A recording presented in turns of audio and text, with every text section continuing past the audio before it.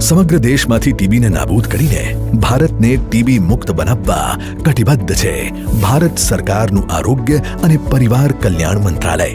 તારીખ 7મી ડિસેમ્બર 2024 થી શરૂ કરવામાં આવશે દેશવ્યાપી 100 દિવસની સઘન ટીબી નિર્મૂલન ઝુંબેશ, જે અંતર્ગત ગુજરાતના આરોગ્ય અને પરિવાર કલ્યાણ વિભાગ દ્વારા ટીબીના નવા કેસ ઝડપથી શોધી તમામ કેસોની સારવાર શરૂ કરીને ટીબીથી થતા મૃત્યુદરમાં ઝડપથી નોંધપાત્ર ઘટાડો લાવી જાહેર આરોગ્યમાં સુધારો લાવવાના પ્રયત્નો કરવામાં આવશે. ચાલો આપણે સૌ આ જન આંદોલનમાં સહભાગી થઈએ. ટીબીના લક્ષણો જણાતા તરત જ તપાસ કરાવીએ અને ટીબીની સારવાર નિયમિતપણે પૂર્ણ કરીએ.